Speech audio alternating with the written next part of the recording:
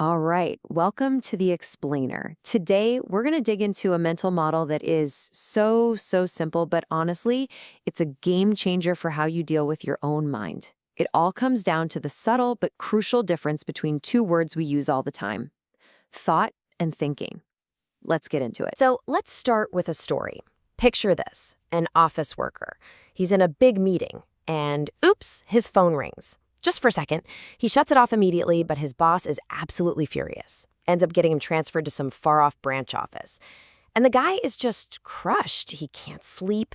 He's just haunted by this memory, replaying it again and again, feeling like the punishment was just so completely unfair. And, this gets to a question that I bet every single one of us has asked ourselves at some point.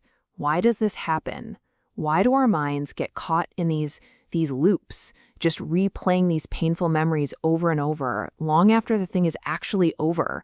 What's the mechanism that keeps us trapped like that? Okay, so here's where things get really interesting. It's a total shift in perspective. The source of his suffering wasn't really the phone ringing. It wasn't even the transfer. I mean, those things happened. They're in the past.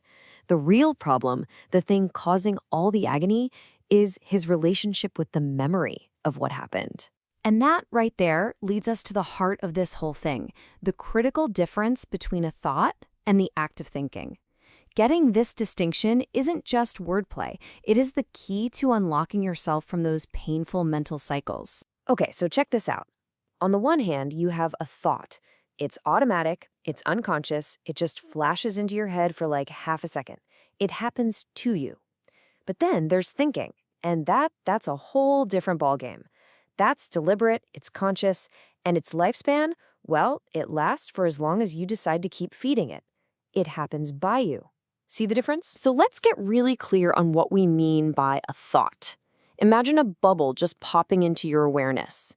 It could be a random memory, a weird idea, a flicker of an old feeling. The most important thing to get is that this stuff's totally automatic. It's blameless. It just happens.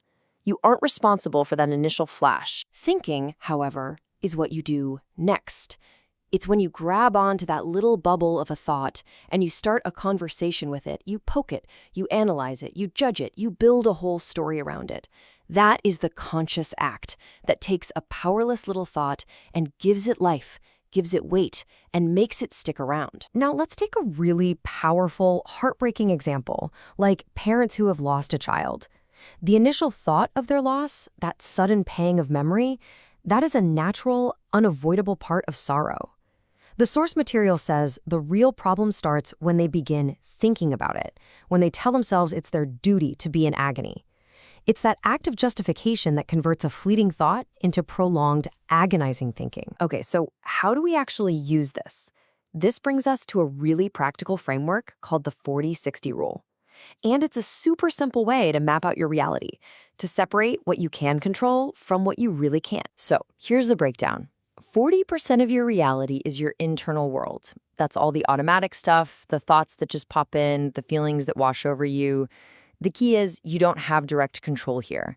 But the other 60%, that's your external world, your actions, your choices, your behaviors. That is where all of your power actually is. And here are the rules of the game, so to speak. Rule 1, know that your internal world, that 40%, is automatic. So don't mess with it. Don't interfere. Rule 2, recognize your external world. The 60% is where you have choice. The big one is Rule 3, do not use your 60% power to try and fight your 40% feelings. And finally, the master move. Take the raw energy from that 40%, the anger, the sadness, whatever, and use it as fuel for smart action in your 60% world. And this leads us to a really fascinating, kind of counterintuitive idea. If fighting negative thoughts is a losing battle, what about forcing positive ones? The whole positive thinking movement. Well, it turns out that trying to control your mind, even for a supposedly good reason, can seriously backfire. Think of your mind like a pendulum. On a normal day, it just swings gently back and forth, from slightly pleasant to slightly unpleasant. But when you try to force positivity, when you grab that pendulum and yank it way over to a +10, I feel amazing. Well, physics takes over. You've just given it a ton of momentum to swing back with equal force all the way to a -10, leaving you in a much worse state than before. And you see this same wisdom echoed everywhere.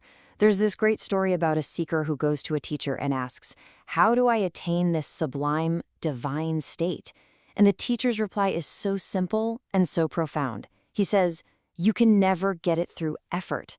The very act of seeking it, of trying to have the experience, is exactly what pushes it away." So, if we can't fight our thoughts, and we can't force them, what on earth are we supposed to do? Well, the path to freedom is actually much simpler than all that struggle. It's not about fighting or forcing. It's about non-interference. It's about letting go, not gripping tighter. And it really boils down to 3 super simple, practical steps. First, just acknowledge the automatic thought when it shows up. See it. Ah, there's that memory again. No judgment. Second, and this is the big one, you actively choose not to engage. You don't start the conversation. You don't feed it. You just let it be. And third, you consciously redirect your focus and your energy back to your actions, back to your 60% world. What can you actually do right now? Ultimately, this is the great secret, the real shift.